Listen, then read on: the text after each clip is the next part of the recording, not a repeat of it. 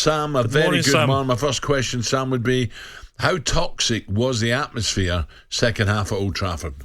I think what's really clear is that actually from the start of the game, it was pretty quiet inside Old Trafford. And I think that says more than anything else. The fans didn't turn on the players during the game. There was no sort of sense of frustration that sometimes you get when you have a misplaced pass, or it's not as if they were getting on the players' backs.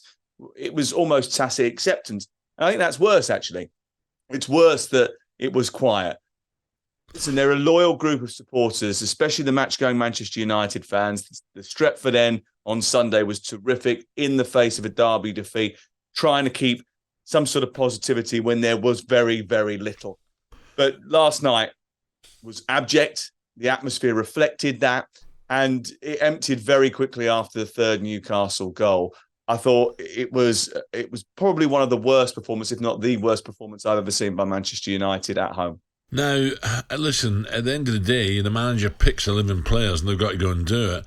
But I was told he's lost the dressing room, right? And it's a horrible thing to say, but that's what I was told, that the way he's treated certain players, the other players hold it against them. I'm not letting the players off with it because they're not performing anywhere near the way they can. But there's clearly a problem here, and I just wonder if he has lost the dressing room, the respect from the players.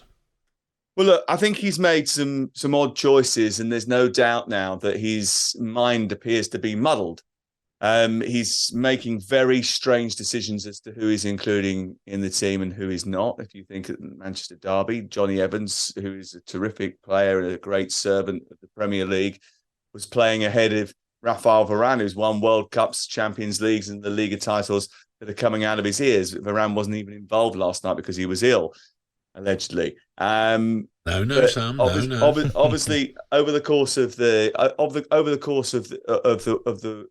transfer window, he's brought in certain players that he wants to acquire, and he wanted to acquire them, and he hasn't really come up with a plan of how to use them, and that has been the issue. You know, there has been a lot of muddled thinking in the way that he has been operating. I think that's because of pressure. I think that's because he feels as if he's on the back foot. Why is that? Maybe because of what happened with Ronaldo, with then Sancho, with other issues behind the scenes.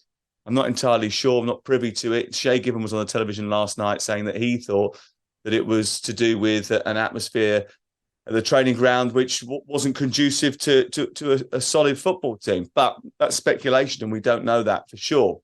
We've seen the rumours and reports of bust-ups over the course of the last few weeks, all of which have been denied by Manchester United. It's clear there's a problem. I don't see a style to play though, Sam. I mean, I watch other teams like Brighton, Villa, Liverpool, Arsenal, Man City, Spurs. I see like what they're being coached. Newcastle last night, Newcastle all season, changed the personnel last night, still see a way of playing. Manchester United, you watch them, it look like they've just been thrown out there. Go on in, go and play. Don't look well coached, and that comes from the manager. You know, he's quick to say... There doesn't look like there's a style play because there isn't one, Gary. Exactly. He's quick to say he's a fighter. And that has been the case for so long. But here's a question for you. Yeah. Like, how long has this been going on at Manchester United? How long have we been saying there's no clear identity, there's no clear plan of how they want to play? Even when there has been, it hasn't been the kind of style that Manchester United would like.